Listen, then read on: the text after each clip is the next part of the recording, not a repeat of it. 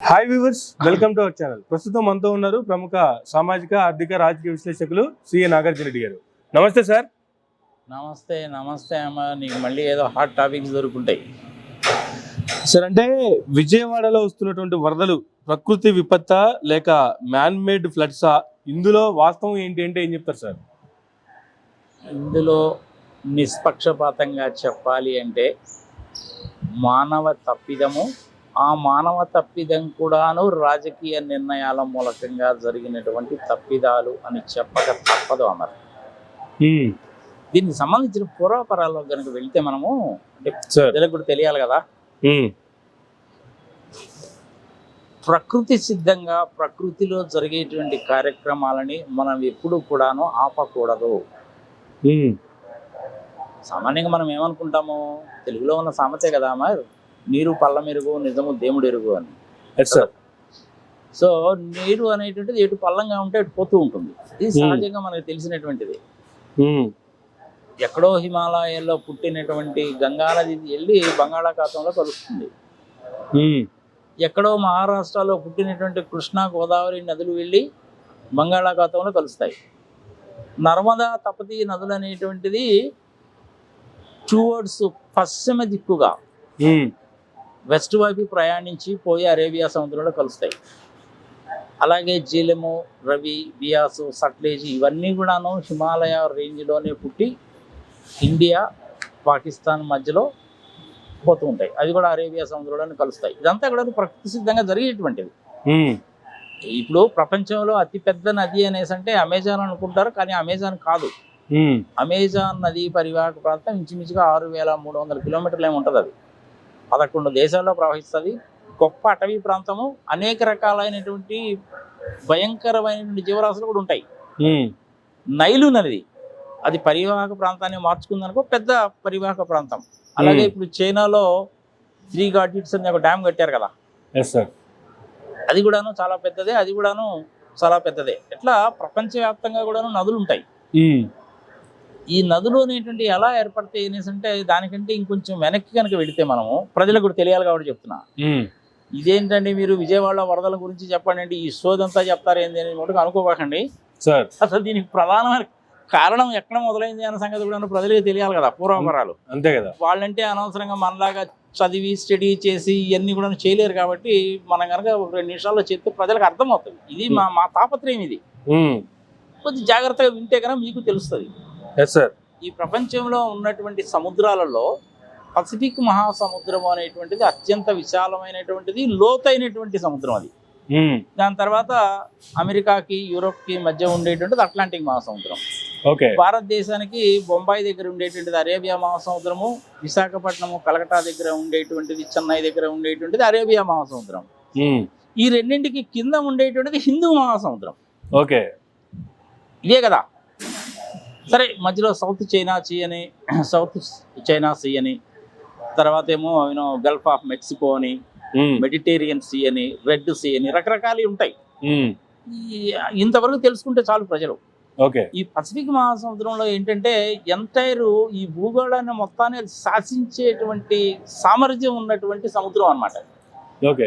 ఇటుపక్క మనకి ఆస్ట్రేలియా దగ్గర నుంచి మొదలుపెట్టి ఇది జపాను, సింగపూరు, ఆస్ట్రేలియా ఈ దేశాల నుంచి మొదలుపెట్టి నార్త్ అంతా కూడా తిరిగి మళ్ళీ అది చివరికి ఎక్కడికి వస్తుందా బాబు అనేసి అంటే కాలిఫోర్నియా దగ్గరకు వస్తుంది. అమెరికాలో ఉండే కాలిఫోర్నియా దగ్గరకు వస్తుంది. ఒకసారి మీరు ఇలా రౌండ్గా తిప్పి చూసుకోండి, తెలుస్తుంది. మీరు మధ్యలో నిలబడండి, మీరు ఇలా తిప్పి చూసుకోండి, అది అల్టిమేట్గా అమెరికా దగ్గరకు వస్తుంది.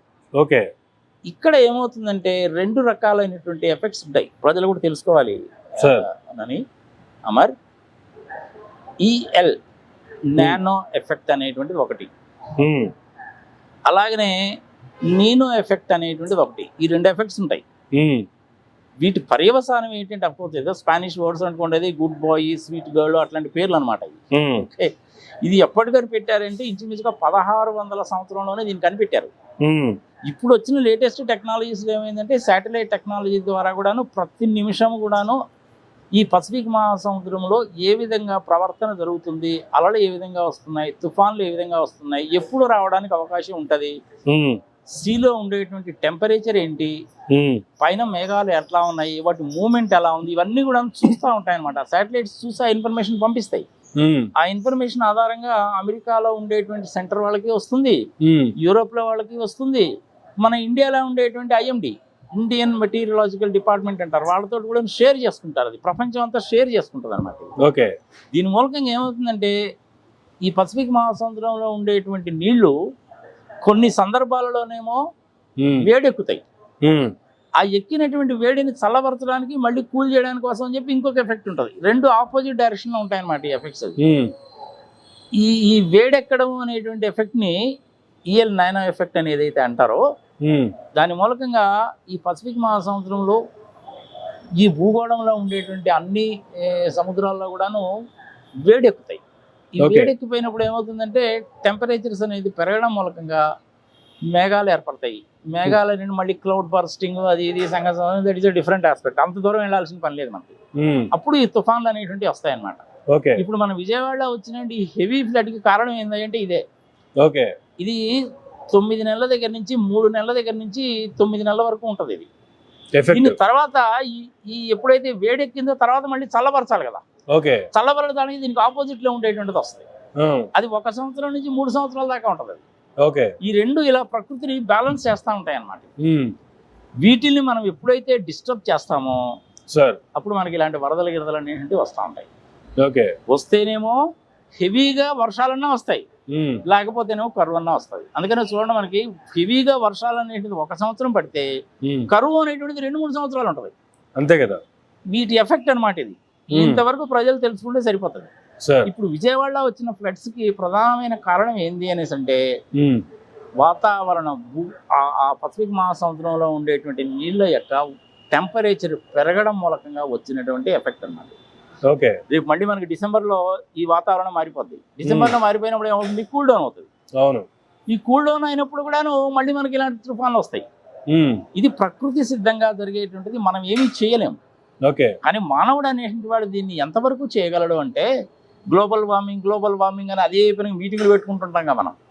ఒకసారి ట్రంప్ గారు గ్లోబల్ వార్మింగ్ మీటింగ్ అని చెప్పి ప్యారిస్ వచ్చి మధ్యలోనే లేచి కూడా వెళ్ళిపోయాడుగా. అంటార్కిటాలో, గ్రీన్లాండ్ లో ఉండేటువంటి మంచు కరగడం మూలకంగా సముద్ర లెవెల్స్ కూడా పెరుగుతాయి కదా. అందుకనే కదా మనకి కొన్ని ప్రాంతాలు అనేటువంటిది సముద్రంలో కూడా మునిగిపోయినాయి. ద్వారకానే మనకి బెస్ట్ ఎగ్జాంపుల్ కదా. సముద్రం లెవెల్ పెరగడం మూలంగా మునిగిపోయింది అది.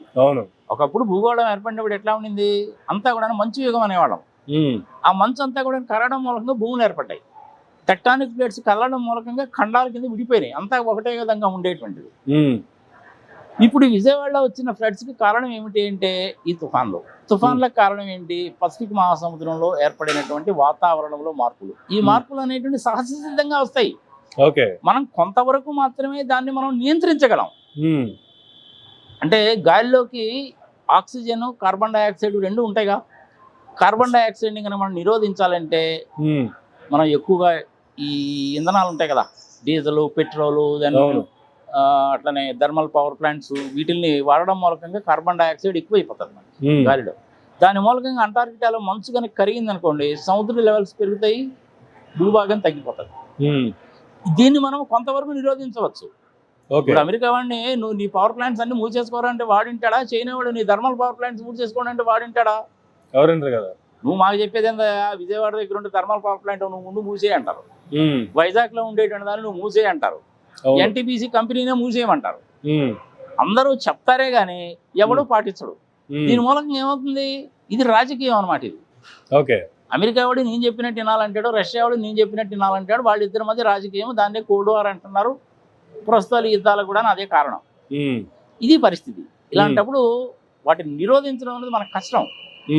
న్యాచురల్ గా సహజ సిద్ధంగా ఉండేటువంటి ఈ భూగోళంలో ఉండేటువంటి వాతావరణాన్ని నువ్వు మార్చడానికి ప్రయత్నించినా, దాని సమతుల్యతను నువ్వు పాటించకపోయినా ఇలాంటివి వస్తాయి. ఇది ఒక పార్ట్, ఇది ప్రజలు అర్థం చేసుకోవాలి. ఇంకొకటి ఏంది, మనం చేతులారా చేసుకునే పనులు, దీని మూలకంగా కూడా ఇది జరుగుతుంది. ముందే ఇన్ఫర్మేషన్ ఇచ్చినప్పుడు లోతట్టు ప్రాంతాలు చేసుకోవడం కావచ్చు, లేదంటే అక్కడ ఫ్లడ్ ఎక్కువ అవ్వకుండా చూసుకునేటువంటి వ్యవస్థ వీళ్ళ దగ్గర ఉండాలి కదా. ఉంది కదా, ఆల్రెడీ ఉంది, దాన్ని వినియోగించలేదు. ఇండియన్ మెటీరియలాజికల్ డిపార్ట్మెంట్ వాళ్ళు ప్రపంచవ్యాప్తంగా ఉన్నటువంటి పసిఫిక్ మహాసముద్రం మీద స్టడీ చేసేటువంటి శాటిలైట్ల నుంచి వచ్చినటువంటి డేటాని క్రోడీకరించి ఇన్ఫార్మ్ చేశారు ఆల్రెడీ.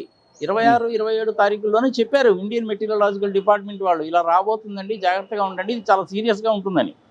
మన వాళ్ళు ఏం చేశారు, దాన్ని నెగ్లెక్ట్ చేశారు. ఓకే, నెగ్లెక్ట్ చేయడం అనేటువంటిది ఎవరి తప్పు? మన తప్పేగా. అంతే కదా. ప్రభుత్వం తీసుకోవాల్సినటువంటి ముందు జాగ్రత్త చర్యలు కనుక తీసుకొని ఉంటే ఇంత ఇది ఉండేది కాదు. ఇప్పటికైనా కానీ పాపం ఆ జగన్మోహన్ రెడ్డి ఏదో 420 కోట్లు ఖర్చు పెట్టి ఆ రిటైనర్ వాళ్ళు కట్టాడు కాబట్టి సరిపోయింది. లేకపోతే ఇప్పుడు వచ్చినటువంటి 11 లక్షల క్యూసెక్స్ వాటర్ కి ఆ ప్రాంతంలో కొన్ని వేల మంది చచ్చిపోయేవాళ్ళు. తెలియదు కదా అది. అవును, మరి అది మంచి పనే కదా అది. మరి గవర్నమెంట్ ఇన్నాళ్ళ నుంచి ఎందుకు చేయలేదు ఆ పని? అది మన తప్పే కదా అది. ఇప్పుడు అనవసరంగా వీళ్ళు వాళ్ళ మీద బ్లేమ్ చేసుకుంటారు, వాళ్ళు వీళ్ళ మీద బ్లేమ్ చేసుకుంటా ఉంటారు. పోలవరం ప్రాజెక్టులో కూడా అంతే. పోలవరం ప్రాజెక్ట్ అనేటువంటిది గోదావరి విశాలంగా పోతుంది కాబట్టి, సమయం వచ్చింది కాబట్టి చెప్తున్నా, విశాలంగా పోతుంది కాబట్టి నువ్వు వాటర్ని ఆపలేవు. అందుకని చెప్పి ఏం చేశారు, పక్క నుంచి తీసుకున్నారు. పక్క నుంచి తీసుకొని ఎక్కడైతే కొండలు ఉన్నాయో అక్కడ కట్టారు. అక్కడ కట్టాలంటే నువ్వు ముందు ఏం చేయాలి, ఈ డ్యామ్ ఎక్కడైతే నువ్వు కడదాం అనుకుంటున్నావో దానికి వెనక వైపున నువ్వు కాఫర్ డ్యామ్ కట్టాలి. ఆ కాఫర్ డ్యామ్ ఏమో బొక్కలు పెడితిరి, డయాఫ్రమ్ వాళ్ళేమో కడితిరి. అక్కడేమో నీకు బొక్కలు ఉండడం మూలంగా వాటర్ వచ్చింది, డయాఫ్రమ్ వాళ్ళు కాస్త సంకనాగిపోయా. అందులో గోదావరి ప్రత్యేకత ఏంటంటే సంవత్సరానికి 2000 TMCల వాటర్ అనేది వృధాగా బంగాళాఖాతంలో కలిసిపోతుంది. హెవీగా ఫ్లడ్ వస్తుంది, కృష్ణా కంటే ఎక్కువ వస్తుంది. దానికి ముందు కూడా కాఫర్ డ్యామ్ కట్టాలి. ధవళేశ్వరంకి 3 TMC వాటర్ స్టోరేజ్ కెపాసిటీ, అందుకంటే ఎక్కువ లేదు. కానీ ఇక్కడ వచ్చేదేమో 2000 TMC వేస్ట్ గా పోతుంది. అది ఒక్కొక్కసారి ఏమవుతుంది, అది 30 లక్షలు 35 లక్షల క్యూసెక్ల వాటర్ వస్తుంది. ధవళేశ్వరం నువ్వు ఆయకట్ట ఆనకట్ట అనేది అంత స్టోర్ చేయలేదు. అప్పుడు ఏమవుతుంది, అది సముద్రంలోకి నీళ్లు వెళ్ళకపోయేసరికి ఏమవుతుంది, వెనక్కి తంతది. వెనక్కి తంతేది ఏమవుతుంది, పోలవరం డ్యామ్ ముందుకు వస్తుంది. వెనకేమో కాఫర్ డ్యామ్ కట్టలేదు, ముందేమో అసలు కట్టలేదు. మరి ఇప్పుడు డ్యామ్ ఎట్ట కడతావు నువ్వు? ఇది ఎవరు తప్పు? మనం చేసినటువంటి తప్పే. ఇంజనీర్లు చెప్పినా వినకపోవడం మూలకంగా, ఒంటెద్దు పోవడం మూలకంగా వచ్చినటువంటి విపత్తు. సమయం సందర్భం వచ్చింది కాబట్టి పోలవరం సంగతి కూడా చెప్పాను నేను. ఇప్పుడు మనం విజయవాడలో వరదలకు కనుక వస్తే బుడమరిలో నుంచి నీళ్ళు వస్తాయన్న సంగతి తెలుసు. వీటన్నిటికీ కూడాను రాష్ట్రాల మధ్య ఈ నదీ జలాల వివాహంలో తగాదలు వస్తున్నాయి అని 1956లోనే ఒక చట్టం తీసుకొచ్చారు మరి. ఆ చట్టంలో ఏంటంటే సముద్రము, చెరువు, తర్వాత సరస్సు, నదీ పరివాహక ప్రాంతము, పెద్ద నదులు, చిన్న నదులు, స్ట్రీమ్స్, రివ్యూలెట్స్ ఇట్లా మొత్తం కూడా డిఫైన్ చేశారు. వాటి పరిరక్షణ కోసం ఏం చేయాలని కూడా అందులో చెప్పారు. చేయకపోతే పడేటువంటి శిక్షలేంటి చెప్పారు, జరిగేటువంటి నష్టాలేంటి కూడా చెప్పారు. అన్నీ కూడా అందులో క్లియర్గా చెప్పారు. ఇప్పుడు మహారాష్ట్రకి గోవాకి మధ్యలో మండోవి రివర్ మీద తగాదా. మహారాష్ట్ర, కర్ణాటక, ఆంధ్రప్రదేశ్, తెలంగాణకి కృష్ణా, గోదావరి నదుల మీద తగాదలు. కర్ణాటకకి, తమిళనాడుకి ఏమో కావేరీ మీద తగాదలు. ఇదే విధంగా ఉత్తర భారతదేశంలో కూడా ఉన్నాయి. ఈ తగాదల్ని తీర్చుకోవడానికి ఎవరెవరికి ఎంత వాటర్ ఇవ్వాలి అని చెప్పి డిసైడ్ చేయడానికి అని చెప్పి బోర్డ్స్ని ఏర్పాటు చేశారు. ఇప్పుడు మన కృష్ణా నదీ జలాలు కూడాను బోర్డు ఉంది దానికి. దాని మీద చాలా స్టడీ చేసి కంబైన్డ్ ఆంధ్రప్రదేశ్కి 811 TMCల వరకు మీకు షేరు, దీనికంటే ఎక్కువ ఎంత వాటర్ వచ్చినా మీరే వాడుకోండి అని చెప్పారు కమిషన్లో. మండల్ కమిషన్ అంటున్నాను, దాని కొత్తారి కమిషన్ అని అవన్నీ వేసారు. అట్లనే గోదావరి మీద కూడా ఉన్నాయి. అంటే ఇదేంటి, నియంత్రించడానికి కోసం చేసినటువంటి పనులు. మనం ఆ పనులు చేయలేదనుకో, ఇదిగో విజయవాడలో వచ్చిన వరదలు వస్తాయి. ఇంతవరకు విజయవాడలో ఎప్పుడన్నా ఇంత సీరియస్ గా వచ్చినాయి అంటే రాలేదు. ఎప్పుడో 30-40 సంవత్సరాల కింద ఎప్పుడన్నా ఒకసారి వస్తే వచ్చి ఉండొచ్చు, కానీ ఈ టైప్ లో అయితే రాలేదు. లాస్ట్ టైం కూడా 8 లక్షల క్యూసెక్ల వాటర్ వచ్చింది. అప్పుడు కూడాను చంద్రబాబు నాయుడు నివాసం ఉంటున్నటువంటి ఆ నదిలో కొంప మునిగింది. ఆయనేమో అప్పుడు హైదరాబాద్ లో ఉన్నాడు. చిన్నబాబు గారు దాని మీద ఒక పెద్ద కామెంట్ కూడా చేశాడు. ఏదో ఒక బోటు, పాపం వాడు ఏదో చేపలు పట్టుకునే వాడు బోటు కట్టేసి కూడా తెగిపోయింది. నైలాన్ వైర్, అది నైలాన్ వైర్ నిలవదు. వాటిని మనము గొలుసుతో కట్టేయాలి, కానీ నైలాన్ తాళతో కడితే ఇంత హెవీ ఫ్లడ్ వచ్చిన నిలవదు. అదేమో వాళ్ళకి తెలియదు పాపం. ఆ బోట్ వచ్చి ఏమైంది, 2 గేట్ల మధ్యలో ఇరుక్కుపోయింది. అలా ఇరుక్కుపోవడం మూలకంగా కృష్ణానదిలో వాటర్ పెరిగిపోయి మా నాన్నగారు ఆ ఇంట్లో కనుక ఉంటే ఆయన చంపాలని చెప్పి ట్రై చేశారు. డ్రోన్లు పెట్టి కూడాను బతికాడా సచ్చాడా చూశాడని చెప్పాడు చిన్నబాబు. మరి ఆయన రెడ్ బుక్ లో రాసుకున్నాడో గ్రీన్ బుక్ లో రాసుకున్నాడో మనకి తెలియదు. ఇది ఎప్పుడు 5-6 సంవత్సరాల కింద జరిగిపోయింది. రోసయ్య గారు ముఖ్యమంత్రిగా ఉన్నప్పుడు ఒకసారి ఇట్లనే కృష్ణాకి హెవీగా ఫ్లడ్ వస్తే సార్ 886 అడుగులు శ్రీశైలం డ్యామ్ అది ఎత్తు నిండిపోయింది డ్యాము. గేట్ నెంబర్ 12 తెరుచుకోలేదయా. ఓకే, గేట్ నెంబర్ 12 తెరుచుకోపోతే మిగిలిన 11 గేట్ల మీద కూడా ప్రెషర్ పడుతుందిగా. అంతేగా. ఆ ప్రెషర్ పడడం మూలంగా ఏమైందంటే హెవీగా వాటర్ కింద పడి పెద్ద గుంత పడింది ఆడ. మరి అక్కడ ఇంజనీర్లు ఏం చేస్తున్నారు, గాడుదలు కాస్తున్నారా? ఎండాకాలంలో గేట్లన్నీ సరిగా ఉన్నాయా లేవా చూసుకోవద్దా? మిషన్లు పనిచేస్తున్నాయా, కరెంటు ఉందా, దానికి గ్రీజు పెట్టామా చూసుకోవాలిగా. అంతేగా. అది నెగ్లిజెన్సే కాదు, మరి అది మానవ తప్పిదమేగా. ఈ నెగ్లిజెన్స్ పనులు అనేది చేయకుండా చూడాల్సిన బాధ్యత ముఖ్యమంత్రుల మీదనో ఇరిగేషన్ మంత్రి మీదనేగా ఉంటది. అంతే కదా. వీళ్ళ ఉద్దేశం అంతా ఎలా ఉంటుందంటే ఇలా ఫ్లడ్ రావాలి, ప్రజలు ఇబ్బంది పడాలి, ఇదిగో చూసావా మేము వాటర్ ప్యాకెట్ ఇచ్చాము, పాలు ఇచ్చాము, హెలికాప్టర్స్లో నుంచి మీకు మందులు ఇచ్చాము, అన్నం పెట్టామని చెప్పాలి. మరి దీన్ని ఏమంటారు చెప్పు? ప్రజల విజ్ఞతగా వదిలేద్దాం, దీన్ని ఏమంటారు? ఇది మానవ తప్పిదమేగా. అంతేగా. ఇప్పుడు విజయవాడలో జరిగింది కూడా అంతేగా. మరి మానవ తప్పిదమే నీకు ముందే తెలియదా? రిటైనర్ వాళ్ళు కట్టారు కాబట్టి బతికిపోయారు జనాలు, లేదా 3 లక్షల మంది ఇబ్బంది పడేవాళ్ళుగా. కొండల మీద ఇల్లు కట్టుకున్నారు అక్కడ విజయవాడలో. అమ్మా ఈ కొండలు అనేటువంటి మట్టి కొండలు, ఇక్కడ మీకు భద్రత లేదు, మీరు ఇక్కడ కట్టుకోవద్దు అని వాళ్ళకి వేరే ఇంకెక్కడన్నా ప్రొవైడ్ చేయాలి. గవర్నమెంట్స్ ఇంతకాలం వదిలేశారు. మొన్న ఏమైంది, వచ్చిన వరదకి ఒక ఇల్లు కూలిపోయింది, సచ్చారు జనాలు. తప్పిదమ ఎవరిది? ప్రభుత్వాలదే తప్పు, నాయకులదే తప్పు. వీళ్ళు తెలిసి మరీ చేస్తారు. వాళ్ళకి తెలియకపోతే ఇంజనీర్లు చెప్పినా కానీ వినరు. ఇప్పుడు ఏదో సామ చెప్తారు చూసా మనకి తెలుగులోది, మూర్ఖుడు అనేటువంటి వాడు రాజు కంటే బలవంతుడట.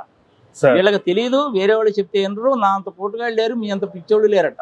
ఇది వీళ్ళతో వచ్చిన ప్రాబ్లం. డబ్బులు ఖర్చు అవుతాయి. ఆ డబ్బులు ఖర్చు అయ్యేది కరెక్ట్గా ఖర్చు పెడితే పోతుగా 425 కోట్లు పెట్టి రిటైనర్ వాళ్ళు కట్టించారు కాబట్టి బతికిపోయారు. మరి ఇన్నాళ్ళ నుంచి ఎందుకు చేయలేదు ఆ పని? కానీ ఆ రిటైనింగ్ వాళ్ళకి సంబంధించి కూడా ఒక ఇష్యూ అయితే నడుస్తుంది రెడ్డి గారు. అసలు ఆ గోడ ఎవరు కట్టారు? చంద్రబాబు నాయుడు గారు కట్టారా లేదంటే జగన్మోహన్ రెడ్డి గారు కట్టారా? అరే జగన్మోహన్ రెడ్డి ఉన్నప్పుడే కదా దానికి ప్లాన్ చేసి కట్టింది. 3 ఫేజ్లు. అప్పట్లో మేము కట్టాము, వాళ్ళు వచ్చి ఇంకా సగం కట్టారు, మిగతా సరికి కట్టలేదు. కట్టకపోవడం వల్లే ఇప్పుడు ఫ్లడ్ రావడానికి గల కారణం అని చెప్పి ఒక పక్క లోకేష్ గారు, మరో పక్క చంద్రబాబు గారు కామెంట్ చేస్తున్నారుగా. అరే తీసేవా లోకేష్, సరే ఆయన సరే, ఇంక చంద్రబాబు నాయుడు సంగతి ఏది తీసే. 2049 వరకు నా విజన్ అంటాడు ఆయన, దిక్కుమాలిన విజన్. మెటీరియలాజికల్ డిపార్ట్మెంట్ వాళ్ళు 27, 28, 26 తారీఖుల్లో కంట శోషగా వాళ్ళంత చేడి చెప్తే తీసుకోవాల్సిన జాగ్రత్తలు తీసుకోకుండా ఇప్పుడు అనవసరంగా వేరే వాళ్ళని బ్లేమ్ చేస్తావేండు? బుర్ర తలకాయలో ఉంటుందా, మోకాల్లో ఉంటుందా? I'm sorry to say this. చెప్పిన హోదాలో ఉండేవాడు మనం అనకూడదు, కానీ ప్రజలను దృష్టిలో పెట్టుకొని అంటున్నాను. ఎందుకంటే ఈ రకమైన లాంగ్వేజ్ వాడితేనే ప్రజలకు నచ్చుతుంది. నేను సాఫ్ట్గా మాట్లాడితే ప్రజలకు నచ్చడంలా. రిటైనర్ వాల్ అనేటువంటిది ప్లాన్ వేసింది, కట్టింది, మొత్తం డబ్బులు ఖర్చు పెట్టింది జగన్మోహన్ రెడ్డి టైంలోనే. ఎవరిని అడిగినా కానీ చెప్తారు. ఆయన అన్ని ఇలాగే చెప్తూ ఉంటాడు, వదిలేయి. పోలవరం అంతా కూడా నా మానస పుత్రిక అంటాడు ఆయన. పోలవరం ఆయన మానస పుత్రిక, అది పాడు పచ్చిపదులు పిండాకోడు.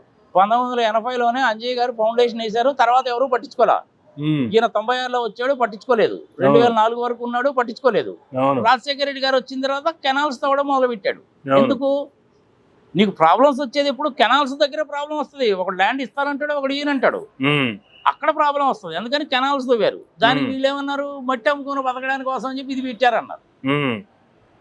మేధా పాతక లాంటి వ్యక్తి కూడాను వచ్చి చూసి, మీరు ఇంత కాంపెన్సేషన్ ఇస్తున్నారు, నేను ఇంకా సైట్కి వచ్చి కూడా చూడాల్సిన పని లేదండి, అన్ని రాష్ట్ర ప్రభుత్వాలు ఈ విధంగా కనుక చేసినట్టు ఏంటంటే ఎటువంటి ప్రాబ్లం ఉండదని ఆమె సర్టిఫికేట్ ఇచ్చిపోయింది. డ్యామ్ కట్టడం ఈజీ. కాంట్రాక్టర్లు కనుక అప్పు చెప్పి డిజైన్ కనుక ఇస్తే ఇస్తారు, గేట్లు పెడతారు, అయిపోద్ది. పెద్ద కష్టమైన పని కాదు. ల్యాండ్ ఎక్విజిషన్ పెద్ద ప్రాబ్లం. ఆ ల్యాండ్ ఎక్విజిషన్ అంతా పూర్తి చేసి చివరిలో ఒక 5% మిగిలిపోతే ఇది చంద్రబాబు నాయుడు వచ్చి ఆ కాంపెన్సేషన్ ఇచ్చి నీళ్ళు ఇచ్చాడు. 80 TMC గోదావరి నుంచి కృష్ణాకి వస్తాయి. అది నేను చేశానంటే ఎట్ట ఆయన అన్నీ ఇలాగే చెప్తుంటాడు. హైటెక్ సిటీ అంతా నేనే కట్టాను. పాడు పచ్చిపదులు పిండాకుడు. సాఫ్ట్వేర్ టెక్నాలజీ పార్క్ అనే స్కీమ్ తీసుకొచ్చింది పివి నరసింహారావు గారు. 60-70 లక్షల మందికి ఉద్యోగాలు వచ్చినాయి. మన సాఫ్ట్వేర్ ఇంజనీర్లు ప్రపంచవ్యాప్తంగా 120 దేశాల్లో ఉంటున్నారు. అది ఆయనకు పోవాలా క్రెడిట్ అది. కానీ ఈయన చంద్రబాబు నాయుడు అని చెప్పడు, అంతా నేనే చేశానంటాడు. ఏం చేసింది పాడు పచ్చిపదులు? నిజంగా మాట్లాడితే వెనక నుంచి ఇంప్లిమెంట్ చేసినటువంటి వాళ్ళు జయప్రకాష్ నారాయణ గారు చేశారు, హనుమాన్ చౌదరి గారు ఉన్నారు, అంకయ్య చౌదరి గారు ఉన్నారు. వీళ్ళ ముగ్గురు తెలుగు వాళ్ళే. పివి నరసింహారావు గారు ప్రత్యేకంగా ఏం చేశాడంటే, మన తెలుగు వాడు అయితే బాగుంటుందన్న ఉద్దేశంతో అంకయ్య చౌదరిని తీసుకొచ్చి పెట్టాడు. అతను యాక్చువల్గా IIT ఖరగ్పూర్ అతను తీసుకొచ్చి పెట్టాడు. అతను అనంతపూర్ జిల్లా వాసి. అతన్ని తీసుకొచ్చి ఇక్కడ ఎస్టీపీకి డైరెక్టర్ గా పెట్టాడు. చాలా చక్కగా వీళ్ళ ముగ్గురు కోఆర్డినేషన్ లో పనిచేశారు. నేను ఆడిటర్ గా ఉన్నాను కాబట్టి నాకు అన్ని సంగతులు తెలుసు. చంద్రబాబు నాయుడు చేశానంటాడు ఏంటి? ఫస్ట్ ఆ స్కీమ్ తీసుకొచ్చింది పివి నరసింహారావు గారు తీసుకొచ్చినప్పుడు ఎస్ఎం కృష్ణ గారు కర్ణాటకకి చీఫ్ మినిస్టర్ గా ఉన్నాడు. ఆయన హీస్ ఫ్రమ్ హార్వర్డ్, మంచి తెలివిగలవాడు. ఆయన ఫస్ట్ బెంగళూరులో ఇంప్లిమెంట్ చేశాడు. బెంగళూరులో ఇంప్లిమెంట్ చేసిన తర్వాత హైదరాబాద్కి వచ్చింది అది. ఆయన ఎస్ఎం కృష్ణ గారు ఎప్పుడు నేను చేశానని చెప్పుకోలేదు. స్కీమ్ తీసుకొచ్చిన పివి నరసింహారావు ఎప్పుడు చెప్పుకోలేదు. ఈయన చంద్రబాబు నాయుడు అదే పని నేనే చేశాను డబ్బా కొట్టుకుంటాడు. వాళ్ళు చెప్పుకోవట్లేదు కాబట్టి ఎవరో క్రెడిట్ తీసుకోవాలి కదా. అట్ట కాదు కదా, వేరే వాడు చెప్తే నువ్వు విని సంతోషించాలి కానీ నీకై నువ్వే డబ్బా కొట్టుకుంటేట. ఇప్పుడు ఔటర్ రింగ్ రోడ్ ఉంది. ఔటర్ రింగ్ రోడ్ అనేది రాజశేఖర్ రెడ్డి గారు ప్రవేశపెట్టాడు. అది జపాన్ వాళ్ళతోటి దాంట్లోకి వెళ్ళాడు. 4,600 కోట్ల రూపాయల ప్రాజెక్ట్ అది. 160 కిలోమీటర్లు ఏమో. అన్ని ఇట్లాంటి పెద్ద పెద్ద నగరాలకు కూడా ఔటర్ రింగ్ రోడ్ ఉండాలి అనేటువంటిది కేంద్ర ప్రభుత్వం తీసుకున్నట్టు ఒక నిర్ణయము. ఆ నిర్ణయానికి అనుగుణంగా ఇది వచ్చింది. అది కూడా నేనే కట్టానంటాడు ఆయన. శంషాబాద్ ఎయిర్పోర్ట్ నేనే కట్టానంటాడు. ప్రత్యేక హోదాను మటుకు సంక్రాంతి ఇచ్చేశాడు. 4 సంవత్సరాలు వాళ్ళతో పాటు కలిసి ఉండి 2018కి వచ్చేసరికి మళ్ళీ ప్రత్యేక హోదా అంటాడు. ప్రత్యేక హోదా కన్నా ప్యాకేజీకి తేడా తెలియదా? 40 years ఇండస్ట్రీ ఎకనామిక్స్ చదువుకున్నాడికి. అన్ని ఇలాంటి తప్పుడు ప్రచారాలు చేస్తారు స్వామి. పోలవరం డ్యామ్ అంతే సంక్రాంతి ఇచ్చేసావు, ప్రత్యేక హోదాని సంక్రాంతి ఇచ్చేసావు, ఆంధ్రప్రదేశ్ విభజనని సంక్రాంతి ఇచ్చేసావు. 5 కోట్లు ఇచ్చేయండి నేను వెళ్ళిపోతానని నువ్వేగా చెప్పావు. నోటుకు ఓటుకు విషయంలో అడ్డంగా దొరికిపోయి చెంబు తప్పాళ్ళు వేసుకొని అర్ధరాత్రి కూడా పారిపోయి సర్వనాశనం చేశావు. అన్ని ఇలాంటి పనులు చేస్తూ ఉంటారు, డబ్బా కొట్టుకుంటూ ఉంటారు. అందులో ఇప్పుడు లేటెస్ట్ గా వచ్చింది ఇంద్రాబాబు అంటే ఇది. సరే నీకు ఆ లిస్ట్ కనుక చెప్పమంటే అది ఒక పెద్ద లిస్ట్ అనుకో, దట్ ఈస్ డిఫరెంట్ థింగ్. ఎవడన్నా చేస్తాడా చెప్పు ఆ పని? ఎవడు చేయడు కదా. ఇప్పుడైనా కానీ కేంద్ర ప్రభుత్వంలో మీ వాళ్ళే ఉన్నారు, కలిసి చేశారు. ఇప్పుడైనా ప్రత్యేక హోదా అడగవా బాబు అంటే అడగడే. అటు పక్క నితీష్ కుమార్ అడిగాడు, నువ్వు ఎందుకు అడగవు? దానికి సమాధానం చెప్పడం. దాని నుంచి ప్రజల అటెన్షన్ డైవర్ట్ చేయడానికి ఇంకేదో చేస్తుంటాడు అనమాట. రెడ్ పుస్తకం అంటారు. ఏని పాడే పచ్చిపోతుల పుస్తకం అది రెడ్ పుస్తకం అనేది చెప్పు. అన్ని కూడాను మానవ తప్పిదాలు. ఇప్పుడు పులిచింతల దగ్గర 45 TMCల వాటర్ స్టోర్ చేసుకోవచ్చు. నాగార్జున సాగర్ లో 400 TMCలు, ఐ థింక్ 315 TMCలు అనుకుంటాను స్టోర్ చేసుకోవచ్చు. శ్రీశైలంలో 215 TMCలు స్టోర్ చేసుకోవచ్చు. అవన్నీ ఫుల్ అయిపోయినాయి. అప్పుడు ఏం చేయాలి? పైనుంచి కొంచెం కొంచెంగా వదిలితే కిందకు వస్తుంది. శ్రీశైలంలో కొంచెం వదిలిపెడితే నాగార్జున సాగర్లోకి వస్తుంది. నాగార్జున సాగర్లో కొంచెం కనుక స్టోర్ చేసి మిగిలిన వదిలిపెడితే పులిచింతలకు వస్తుంది. Pulichintala 45 TMC storage. ఈ ధవళేశ్వరం ఈ ప్రాజెక్ట్ మన ఈ ప్రకాశం బ్యారేజ్ అనేది 3 TMCలే. నువ్వు అక్కడ అంతకంటే ఎక్కువ స్టోర్ చేయలేవు. నీకు అక్కడ వచ్చేదేమో 12 లక్షల TMCలు వస్తుంది. పోయేటువంటిదేమో అంత పోవడంలో నీకు సముద్రంలోకి. మరి అట్లాంటప్పుడు మరి నీకు ఫ్లడ్ రాక్ ఏమవుతుంది? అంతేగా. నీరు పల్ల మెరుగు నిజం దేవుడు ఎరుగు కదా, ఎక్కడ పడితే అక్కడ పోతుంది. ఇలాంటి ప్రాబ్లమ్స్ వస్తున్నాయనే ఉద్దేశంతో కరకట్ట కట్టారు. ఈయన ఇల్లు తీసుకెళ్లి ఆ కరకట్టలో కట్టుకున్నాడు. ఆ ఇల్లు ఏమో నాది కాదు, నేను రెంట్కుంటున్నాను అంటాడు. ఆ ఇల్లు ఏమో లింగంనేని రమేష్ది, ఆయనేమో నేను ప్రభుత్వానికి ఇచ్చేసానండి అంటాడు. ప్రభుత్వ రికార్డ్స్ లోనేమో అది లేదు. వీళ్ళిద్దరి మధ్యలో భువనేశ్వర్ గారు వచ్చి నేను 27 లక్షల రూపాయలు అద్దె కట్టానండి అంటారు. చంద్రబాబు నాయుడు గారికి అపోజిషన్లో ఉన్న, ముఖ్యమంత్రిగా ఉన్న ఆయనకి గృహము ప్రొవైడ్ చేయడము, కారు సెక్యూరిటీ ప్రొవైడ్ చేయడం అనేటువంటిది గవర్నమెంట్ బాధ్యత. ఎవరున్నా సరే కాక రాజ్యాంగబద్ధంగా. ఈయన అక్కడికి వెళ్ళి కట్టుకోవడం చూసావు. ఆయన ఇల్లు ఎక్కడ ఉంటుందా? కరకట్టకు దిగువన ఉంటుంది. అది నదీ గర్భం. అది ఆ చట్ట ప్రకారం ఏంటంటే కరకట్టలు కట్టాలి. కరకట్ట దగ్గర నుంచి 500 మీటర్లు వెనక్కి వెళ్ళి, అంటే మన అమరావతి వైపు 500 అమరావతి సోకాల్డ్ అమరావతి, ఆ కరకట్ట దగ్గర నుంచి 500 మీటర్ల వరకు నువ్వు ఎటువంటి కాంక్రీట్ కట్టడాలు కట్టకూడదు అనేటువంటిది చట్టంలో ఉంది. అవును. వీళ్ళు కరకట్టకి లోపల తీసుకొచ్చి ఇల్లు కట్టుకున్నారు. ముఖ్యమంత్రి హోదాలో ఉండేటువంటి వాడివి, అపోజిషన్ పార్టీ లీడర్ హోదాలో ఉండేటువంటి వాడివి నువ్వే చట్టాన్ని వైలేట్ చేస్తే ఇక సామాన్య మానవుడు వైలేట్ చేయడా? అంతేగా. నువ్వు 5 ఫ్లోర్లు కట్టడానికి పర్మిషన్ ఇచ్చావు. 5 ఫ్లోర్లు కట్టడానికి పర్మిషన్ ఇస్తే చంద్రబాబు నాయుడు కట్టలే కట్టుకున్నాడు కదండి. ఆయన చేయక మీరు చేయకూడదు అని చెప్పి వీడు 6 ఫ్లోర్లు కడతాడు, పెంట్ హౌస్ చేస్తాడు. వీళ్ళ ధైర్యం ఏంటి? ఏదో ఒక రోజు రెగ్యులరైజేషన్ స్కీమ్ వస్తుంది కదా అని చెప్పి వీళ్ళు చేస్తారు. అవి ఇచ్చే పర్మిషన్ ఇచ్చింది వాడు 5 ఫ్లోర్లకే, కానీ వీడు 6 ఫ్లోర్లు కట్టాడు. మరి బ్యాంకుల వాళ్ళు కూడా లోన్లు ఇస్తారా? వాటికి ఎట్టిస్తారో నాకు అర్థం కాదు. అది మనం ఏంటంటే విజయవాడలో వరదలు రావడానికి ప్రధాన కారణం ఎవరు అంటే, నేను చెప్పిన పసిఫిక్ మహాసముద్రంలో కొంతమేరకు అయితే మిగిలింది మొత్తం కూడాను మనం చేసుకున్నటువంటి తప్పిదాలే. ఇర్రెస్పెక్టివ్ ఆఫ్ ద గవర్నమెంట్స్, ఎవరు చేసినా సరే తప్పే. అదేందో కానీ చంద్రబాబు నాయుడు టైం ఎట్లా ఉంటుందో తెలియదు, కానీ పడితేనేమో హెవీగా వర్షాలు పడతాయి, ఇదిగో ఇటు విజయవాడ కొంప మునుగుతుంది. లేకపోతే ఆయన 5 సంవత్సరాలు అధికారంలో ఉంటే 4 సంవత్సరాలు కరువే. మరి ఆయన జాతకం అట్టుందో మరి మనకు తెలియదు. దీనికి కూడా ఇంకో లింక్ ఏంటో తెలుసా నీకు? సార్ ఈయన పుట్టిందేమో 20వ తారీఖు ఏప్రిల్ నెలలో పుట్టాడు. 1950లోనో 49లోనో అనుకుంటాను పుట్టాడు. రెండవ ప్రపంచ యుద్ధానికి కారకుడు అయినటువంటి హిట్లర్ గారు కూడా కరెక్ట్గా ఏప్రిల్ 20వ తారీఖు పుట్టాడు స్వామి. అంటే ఇంక మనం ప్రజల విఘ్నత వదిలేద్దాం అంటే ఎట్లా అర్థం చేసుకుంటారనేది నేను డేట్ల వరకు చెప్పాను. నేను ఇట్లుంటాయి అనమాట. ఆయన అధికారంలోకి వస్తే ఇట్నే ఉంటాయి. జనరల్ గా ఏది చెప్పినా సరే నేనే చేశానంటాడు. ఆంధ్రప్రదేశ్ విభజన చట్ట ప్రకారం దుగ్గరాజపట్నం పోర్టు కట్టించాల్సిన బాధ్యత కేంద్ర ప్రభుత్వాన్ని, వాళ్ళు చేయలేదు.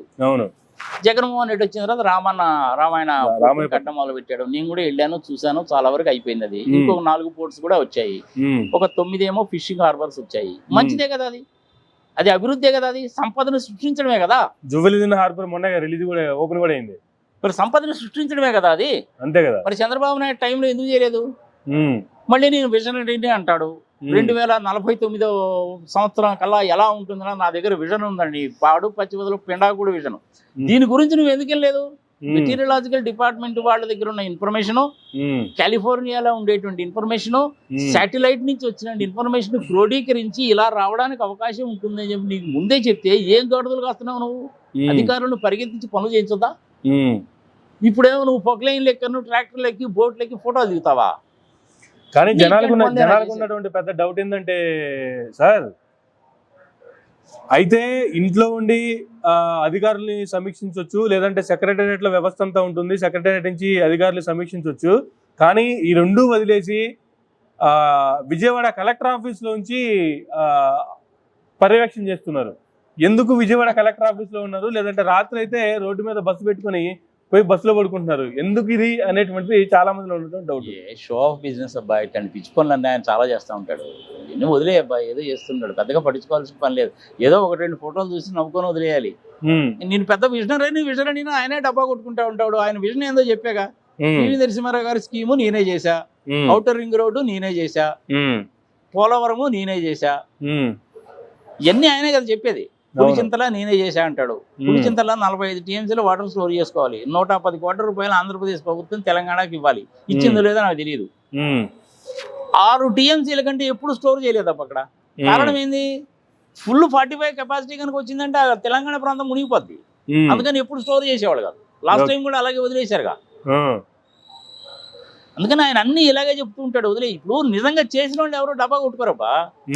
కాంగ్రెస్ వాళ్ళు ఉన్నప్పుడు కూడాను పాకిస్తాన్ మీద చాలా సార్లు సర్జికల్ స్ట్రైక్ చేశారు. కానీ ఎప్పుడన్నా కాంగ్రెస్ వాళ్ళు చెప్పుకున్నారా? లేదు. కానీ మోడీ గారు ఒకసారి సర్జికల్ స్ట్రైక్ చేసి నేను చేశాను అదే పనిగా డబ్బా కొట్టుకుంటాడు. వీళ్ళిద్దరూ అదే బాపతాయి. ఇప్పుడు మంచి పనులు చెడ్డ పనులు 2 ఉంటాయి అబ్బా, పనికి మాలిన పనులు కూడా ఉంటాయి. 8 మంచి పనులు చేసి 2 పనికి మాలిన పనులు కనుక అయితే తీసేయబ్బా, ఏముంది 2 కదా పాపం, ఏదో అటు అయిందని అనుకోవచ్చు. అలా కాకుండా వీళ్ళు దాన్ని కరెక్ట్ గా రివర్స్ లో ఉంటారనమాట. ఉదాహరణకి సరే పై చేయి మాదే అంటారు, అది వచ్చిన ప్రాబ్లం. ఉదాహరణకి కృష్ణలంక రిటైనింగ్ వాళ్ళు చూసుకున్నా కూడా కట్టిన జగన్మోహన్ రెడ్డి ఏమో సైలెంట్ గా ఉన్నాడు. మేమే కట్టాము, ఇంకా వాళ్ళు సరిగ్గా కట్టలేదు కాబట్టి, పూర్తిగా నిర్మాణం చేపట్టలేదు కాబట్టి ఇప్పుడు ఈ వరదలు రావడానికి గల కారణం అని చెప్పి మళ్ళీ ఆయనే బ్లేమ్ చేస్తున్నారు. ఊరుకో స్వామి, నేను కూడా చూసొచ్చాను. అది 5.5 కిలోమీటర్ల పైన ఉంది. అది బ్రహ్మాండమైనటువంటి పార్క్ కూడా డెవలప్ చేశారు అక్కడ. నువ్వు మరి కానీ చెప్తే అట్టా అన్నారు. వాళ్ళు అన్నారని చెప్పి నువ్వు అంటాం కాదు, నీ కళ్ళతో నువ్వు చూసి చెప్పాలి. వాళ్ళు అంటున్నటువంటి కామెంట్స్ చెప్తున్నాను నేను. అదే తీసే పనికిమాలిన కామెంట్స్ ఇట్టండి, నేను బాగానే పనిచేస్తుంటాడు. బుర్ర తలకాయలో ఉంటుందా మోకాల్లో ఉంటుందా వాళ్ళకి? వాళ్ళు అన్ని ఇలాగే కామెంట్స్ చేస్తూ ఉంటారు. చేసినటువంటి దాన్ని ఏది కూడా క్లియర్ గా చెప్పరు. హైటెక్ సిటీ దగ్గర నుంచి చూస్తున్నా నేను 1995-96 నుంచి నేను చంద్రబాబు నాయుడు గారిని చూస్తున్నా. నేను చూపిస్తాను ఆగస్టు, చూస్తూనే ఉన్నా నేను. చేసేయండి పనులన్నీ కూడాను ఇలాగే ఉంటాయి. ఒక్క నిమిషం నాకు టైం ఇది చూసుకోను. క్లియర్ గా కనపడుతుందా? చంద్రబాబు నాయుడు గారితో నేను 2012లో మైసూరారెడ్డి గారు రాజ్యసభ మెంబర్ గా ఉన్నప్పుడు దిగినటువంటి ఫోటో 2012లో. నేను ఆయన కూడా కలిసే పనిచేసాంగా. జయప్రకాష్ నారాయణ గారు, మేము, హనుమాన్ చౌదరి గారు, అంకయ్య చౌదరి గారు, మేమందరం కలిసే పనిచేసాంగా. మంచిని ఒప్పుకోవాలిగా. కర్ణాటకలో ఎస్ఎం కృష్ణ గారు చేసిన తర్వాత ఇమ్మీడియట్ గా చంద్రబాబు నాయుడు గారు మొదలు పెట్టారు. మంచిదే. కానీ అంతా నేనే చేశానని డబ్బా కొట్టుకుంటేట. భారతదేశంలో మొట్టమొదటిసారి నేనే చేశానని డబ్బా కొట్టుకుంటేట. ఇది పివి నరసింహారావు గారు తీసుకొచ్చినటువంటి స్కీము, చక్కటి స్కీము అని చెప్పాలి. ఎప్పుడు ఆయన మాట చెప్పడు. మరి ఇది న్యాయమా ధర్మమా? ప్రజలు విజ్ఞతకు వదిలేద్దాం. పైగా ఏంటి, ఆయన అరెస్ట్ చేసినప్పుడు మెట్రో ట్రైన్స్ లో అక్కడ ఇక్కడ నానా గోల. అవును. పివి నరసింహారావునేమో సగం పాడి తగలబెట్టి వదిలేశారు. ఈయన గురించి ఏమో అంత చేయడం ప్రచారం చేస్తారు. ఇంకా వీళ్ళకి తోడు ఏంటంటే రామోజీరావు గారు వాళ్ళు. ఇవన్నీ కాదన్నట్టు TV5 లో సాంబశివరావు, మూర్తి, సంగతి సంవత్సరం వీళ్ళందరూ. ఇది న్యాయమా ధర్మమా ప్రజలకు వదిలేద్దాం. ప్రజలు పిచ్చోళ్ళు కాదబ్బా.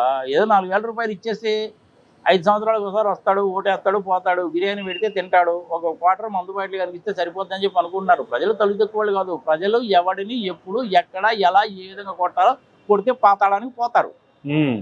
ఇది నగ్న సత్యం. ఇది విజయవాడ వరదలు రావడానికి కారణం ఏంటి? పసిఫిక్ మహాసముద్రంలో వచ్చిన ఎఫెక్ట్. అది మనకు ముందే తెలుసు. ఏం జరుగుతుందన్న సంగతి కూడా తెలుసు. ముందు జాగ్రత్త చర్యలు తీసుకోకపోవడం వల్లనే ఇది వచ్చింది. ఇది ఎవరు తప్పు? ప్రభుత్వాల తప్పు. ప్రభుత్వాలకి అధినేతలుగా ఉన్న నాయకుల యొక్క తప్పు. అది ఇప్పటి గవర్నమెంట్ కావచ్చు, గతంలో గవర్నమెంట్ కావచ్చు. జగన్మోహన్ రెడ్డి వచ్చిన తర్వాతనే కదా వాళ్ళు కట్టాడు. మరి అంతకుముందు రాజశేఖర రెడ్డి గారు ఏం చేస్తున్నాడు? అంతకుముందు సంవత్సరాలకు పోతే చంద్రబాబు నాయుడు ఏం చేస్తున్నాడు? ఇప్పుడేదో వచ్చి 1949 నేను పెద్ద విజనరీ అంటే ఎట్ట కుదురుతుంది అది? ఇప్పుడు ఆ బోట్ వచ్చింది, కొట్టుకుంది. ఆ 69, 70, 68 దెబ్బతినది. అది దాన్ని దెబ్బతినదాన్ని మనం రెక్టిఫై చేయించుంటే 3 రోజుల లోపల అని చెప్పి కూడా చెప్పారు. అది మంచిదే. దెబ్బతినదాన్ని రెక్టిఫై చేసుకోవాలి. ఏదో ఒక రోజు మళ్ళీ అలాంటిది ఒకసారి కట్టాల్సిందే అన్నారు. ఇప్పుడు నాగార్జున సాగర్ డ్యామ్ కూడా లైఫ్ 100 years ఉంటుంది. 100 years అయిపోయిన తర్వాత ఆటోమేటిక్ గా బ్రేక్ అయిపోతుంది కాంక్రీట్ స్ట్రక్చర్. అంతేగా. దానికి ప్లాన్ ముందుగానే చేసుకోవాలి. ఈయన 2049 విజన్ నేను అంటాడు ఆయన. మరి ఇప్పుడు ఏమైంది నీ విజను? ప్రత్యేక హోదా కోసం నీ విజన్ ఏమైంది? పోలవరం ప్రాజెక్టుకి సంబంధించినటువంటి దానిప్పుడు నీ విజన్ ఏమైంది? ప్రత్యేక హోదాకి నీ విజన్ ఏమైంది? మరి నీ విజన్ లో ఇవన్నీ ఒక భాగం కాదా? అంతేగా. అని ఆయన ఇట్లాంటివన్నీ ఏదో చెప్తూ ఉంటాడబ్బా. వదిలే, ఎంత తక్కువ మాడుకుంటే అంత మంచిది. ఇప్పుడు వచ్చిన సమస్యకు పరిష్కార మార్గం ఏంటి? ఇక మీదటైనా ఏం చేయాలి? ప్రాబ్లం ఏందో మనకు తెలుసు. ప్రాబ్లం సొల్యూషన్ ఎత్తుకోవాలిగా. సొల్యూషన్ ఎత్తుకోవాలి అంటే ఏంటంటే కరకట్ అని స్ట్రెంగ్తన్ చేసుకోవాలి. ఇక మీదట ఇలాంటి విపత్తుకరమైన పరిస్థితులు వచ్చినప్పుడు ఓపెన్ స్పేసెస్ ఏవైతే ఉంటాయో, మన గవర్నమెంట్ స్కూల్స్ కానీ కాలేజెస్ లో కానీ 5-6 ఎకరాలు 10 ఎకరాలు ఎందుకు ఉంటాయో తెలుసా నీకు? ప్రజలు కూడా తెలుసుకోవాలి కాబట్టి చెప్తున్నాను. తుఫాన్లు వచ్చినప్పుడు, భూకంపాలు వచ్చినప్పుడు, ఇట్లాంటివి వచ్చినప్పుడు కానీ మీటింగ్స్ పెట్టుకోవడానికి కానీ అని చెప్పి విశాలమైనటువంటి ప్లేసెస్ వదిలిపెడతారు. ఇప్పుడు నీకు అదే గవర్నమెంట్ స్కూల్స్ లో, గవర్నమెంట్ కాలేజెస్ లో, యూనివర్సిటీలో ప్లేస్ లేదనుకో, ఏమైంది పరిస్థితి నీకు? వాళ్ళందరినీ అకామిడేట్ చేస్తావు నువ్వు. అంతేగా. అందుకని గ్రౌండ్స్ ఉంటాయి. అందుకని నువ్వు ఎక్కడైనా చూడు, కలెక్టరేట్ ఆఫీసులు కానీ, PWD గ్రౌండ్స్ కానీ, గవర్నమెంట్ స్కూల్స్ కానీ, కాలేజెస్ కానీ విశాలంగా ఉంటాయి. అక్కడ నువ్వు మీటింగ్స్ పెట్టుకోవచ్చు. ఇలాంటి విపత్కరమైన పరిస్థితుల్లో కానీ, భూకంపాలు వచ్చినట్టు చేసుకోవచ్చు. అది విజన్ అంటే. కానీ చంద్రబాబు నాయుడు గారు విజన్ ఎట్టుంటది? నారాయణ వాళ్ళకి పర్మిషన్ ఇచ్చావు, 4 అంతస్తులు బిల్డింగ్ కట్టారు, వాడికి గ్రౌండ్ ఉండదు, 4 అడుగులేమో మెట్లుంటాయి, రెండో గేట్ ఉండదు, ముందు నుంచే గేట్ ఉండదు, వెనక గేట్ ఉండదు. అక్కడ ఆఫీసర్కి ఏమో లంచం పెట్టారు, పర్మిషన్ ఇచ్చారు, నారాయణ గారు ఏమో స్కూలు కాలేజీ పెడతారు. జరగకూడదు ఏదైనా జరిగింది అనుకో, పిల్లలు చచ్చిపోవట్లా. అంతేగా. ప్రైవేట్ హాస్పిటల్స్ అంతే, ప్రైవేట్ స్కూల్స్ అంతే. మరి చంద్రబాబు నాయుడు గారి విజన్ ఏమైనట్టు? ఇది ప్రజలు ఆలోచించుకోవాలి. ప్రభుత్వం తిక్కల 10 ఎకరాలు 20 ఎకరాల్లోనూ 800 ఎకరాలు 1000 ఎకరాలు యూనివర్సిటీలు గ్రౌండ్స్ అనేది ఊరికి వదిలిపెట్టలా. ఇట్లాంటి వాటి కోసం వదిలిపెట్టారు. సడన్ గా ఇట్లాంటి వరదలు కనుక వస్తే ప్రజలందరినీ తీసుకెళ్లి అక్కడ పెట్టి వాళ్ళకి ప్రొవైడ్ చేస్తారు. అంతే కదా. మరి ఆ మాత్రం విజన్ ఉండొద్దండి చంద్రబాబు నాయుడుకి. ఇప్పుడు అక్కడ విజయవాడలో కూడా PWD గ్రౌండ్స్ ఉంది. అన్ఫార్చునేట్లీ ఏంటంటే రోడ్ల మీద అంతా నీళ్లు పడుతున్నాయి, PWD గ్రౌండ్స్ లో కూడా పెట్టలేరు. ఆ పర్వతాల మీద నీకు ఇల్లు కట్టుకోవడానికి పర్మిషన్ ఇచ్చినప్పుడు ఇక్కడ కట్టకూడదని చెప్పి చెప్పాలి. అక్కడ ఉండేయండి ఎమ్మెల్యేలుగా ఉండేయండి, ఎమ్మెల్యేలు ఎంపీలు చేయాల్సిన పని ఇది. మట్టి కొండలమ్మాయి, ఎక్కువ రోజులు ఉండవు, మీరు ఇబ్బంది పడతారు కాబట్టి ఇదిగో ఈ 10 ఎకరాల్లో మీకు 4 అంతస్తులు బిల్డింగ్లు కట్టిస్తున్నాం, మీరు ఇక్కడ ఉండండి, ఇక్కడ ఉండబాకనే చెప్పాలి. ఎవరు పట్టించుకోలేదు కాబట్టి ఇదిగో విజయవాడలో ఆ పరిస్థితి. ఇప్పుడు ఏమో తిరుపతిలో కూడా నీకు ఆ పరిస్థితి కనపడుతుంది, ఒకసారి వైజాగ్ లో కూడా నీకు ఆ పరిస్థితి కనపడుతుంది. ఇది ఎప్పటికైనా కానీ డేంజరస్ థింగే కదా. ఇప్పటికైనా సరే బుద్ధి తెచ్చుకొని అక్కడ ఉండేటువంటి వాళ్ళందరినీ వెకేట్ చేయించి వాళ్ళ కనుక ఇల్లు కనుక కట్టించి పెడితే కంఫర్టబుల్ గా ఉంటారు. ఇప్పుడు నీకు 1 లక్ష రూపాయలు 2 లక్షల రూపాయలు ఇచ్చినంత మాత్రం ఉపయోగం ఏముంది? 4-5 సంవత్సరాలకు కదా ఒకసారి వచ్చేదని చెప్పి అనుకుంటున్నావు. నువ్వే అంటున్నావు 4-5 సంవత్సరాలు కానీ. మరి ప్రతి 4-5 సంవత్సరాలకు ప్రాబ్లమే కదా. అంతేగా. మరి ఈ ప్రాబ్లంకి పర్మనెంట్ సొల్యూషన్ ఏంటి? దాని గురించి ప్రభుత్వాలు ఆలోచించాలి. అందులో ఈయన విజనరీ 2049 విజనరీ కదా, మరి ఆలోచించాలి కదా. ట్రైన్లు ఎక్కి ఫోటోలు దిగడం, పోట్లలో తిరుగుకుంటూ ఫోటోలు దిగడమే ఏదో ఫోటో షో లాగా. పనికి మాలిన పనులు అబ్బాయి అన్నీ. ఇప్పటికైనా కానీ కొంపలంటికి పోయిందేం లేదు. ఇండియన్ మెటీరియలాజికల్ డిపార్ట్మెంట్ ఎక్సలెంట్ గా పనిచేస్తుంది. ఇంత పటిష్టంగా ఉండడానికి కూడా కారణం ఏంటంటే 1977లో వచ్చినటువంటి దివిసీన తుఫాను అప్పటి నుంచే బాగా స్ట్రెంగ్తన్ చేశారు. అంతకుముందు మనకి రేడియోలో ఎట్టుండేది, ఇవాళ సాయంత్రం ఎదురుగాలతో కూడిన వర్షం వస్తుందంట అంటే జనాలు నవ్వుకునేవాళ్ళు. ఎందుకంటే ఫోర్కాస్ట్ కరెక్ట్ గా ఉండేది కాదు. ఇప్పుడు అట్ట కాదు, ప్రపంచం అంతా కూడా యునైట్ అయిపోయారు. జపాన్ లో, ఆస్ట్రేలియాలో, సింగపూర్ లో, ఇండియాలో, సౌత్ ఆఫ్రికా లాంటి దేశాల్లో, అటుపక్క అమెరికా, కెనడాలో కూడాను అన్ని చోట్ల కూడాను శాటిలైట్ కమ్యూనికేషన్ ద్వారా మొత్తాన్ని మానిటర్ చేస్తున్నారు. అలాంటి డేటా, అలాంటి ఫెసిలిటీస్ మనకి ఇప్పుడు ఉన్నప్పుడు వాటిని ఉపయోగించుకోవాలిగా. అంతేగా, వాళ్ళు ముందే ఇన్ఫార్మ్ చేస్తే కూడా నువ్వు ఉపయోగించుకోకపోతే నువ్వేం మిషనరీ, ఆ దిక్కుమాలిన మిషనరీవి ఆ మాత్రం తెలియదా? అంటే ఫోటో షో కోసం చేస్తున్నావా? నీకు నిజంగా అసలు ఆలోచన ఉందా దాని గురించి? మనం 40 years ఇండస్ట్రీ డబ్బా కొట్టుకుంటావేమి స్వామి? నువ్వు కొట్టుకున్నావా బాబు? జనాలు సాగుపడతావేంటి? నేను కూడా ఇంతవరకు ఎప్పుడు చూడలేదబ్బా అది. నీకు ఒక ఫోటో చూపిస్తా చూడు, ఎవరో ఒక ఆయన పంపించాడు. 2 నిమిషాలు ఎక్కువైనా కానీ పర్లేదు, నీకు ఒక ఫోటో చూపిస్తా చూడు. నీకు అసలు ఆ ఒక్క ఫోటో చూస్తే చాలన్నమాట. అసలు విజయవాడ పరిస్థితి ఏందో అర్థమవుతుంది. నీకేమో హైదరాబాద్ లో కూర్చొని కబుర్లు బాగానే చెప్తావు అంటారు కానీ సార్ ఇగో చూడు, సార్ అమరావతి ఏరియా, అవును, హైకోర్టులో కూడా నీళ్ళు వచ్చినాయంట స్వామి. అవును, బ్రహ్మాండమైనటువంటి సిటీ, గ్లోబల్ సిటీ, ఓరి బ్రహ్మాండంగా కట్టేస్తున్న సంగతి సమాచారం అని చెప్పి అంత చేడు చెప్పినాడు. సెలవులు ఇచ్చారు కదా హైకోర్టు కూడా, వర్షాలు నీళ్ళు వచ్చినాయి. అది ఇంత ముందు కూడా వచ్చినాయిగా.